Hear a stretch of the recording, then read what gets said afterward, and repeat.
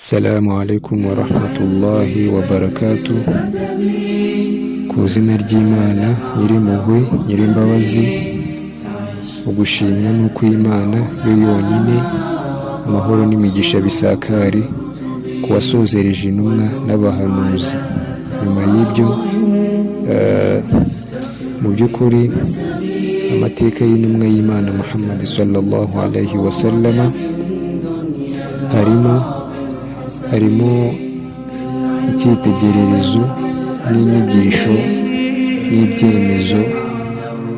n'ibyemezo n'ingero nziza umuyisilamu agomba kugendera ku mico myiza no kugira igihagararo ku mategeko y'Imana. Ku bw'ibyo amateka y'intumwa y'Imana agenewe abantu bose, abayisilamu bose muri rusange, baba ari igitsina gabo n'igitsina gore. Mu by'ukuri bavandimwe, kuyamenya ni itegeko kandi ni byiza cyane, kuko n'ubumenyi kandi ubwize wese asobanukirwa idini ndetse agasobanukirwa n'amategeko y'idini, ndetse akaniga n'ikintu cyerekeranye n'imibanire n'abandi, n'ukuntu yabaho hano ku isi dukurikije uko intumwa y'Imana, intumwa Allah yatwoherejemo, intumwa yacu kuri twese hano ku isi, uko yabagaho natwe akaba ariko tubaho.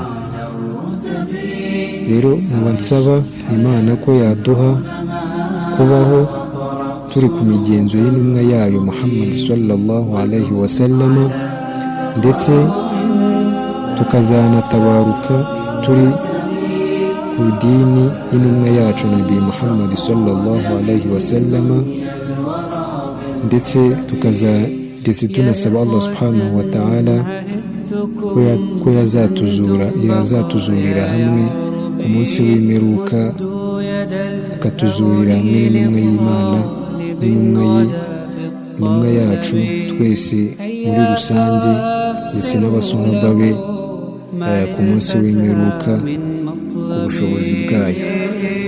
Nyuma y'ibyo ngibyo bavandimwe b'Abayisilamu, iyi cano ndifuza yuko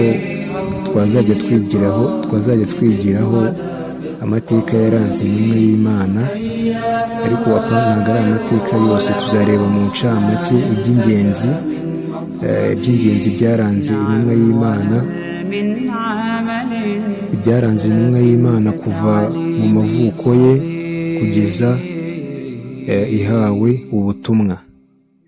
Inshallah biiznillah, ku bushobozi bw'Imana ndifuza yuko twazabyigira hamwe. Icyo mbasaba ni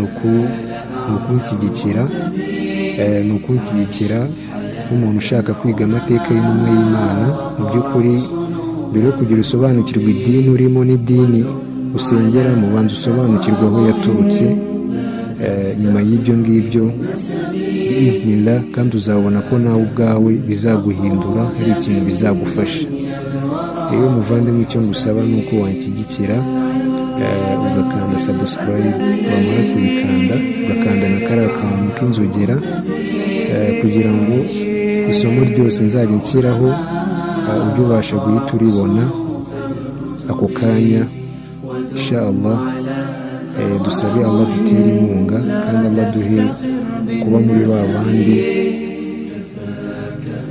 muri ba bandi yishimira hano ku isi, ndetse n'ejo ku munsi w'imperuka.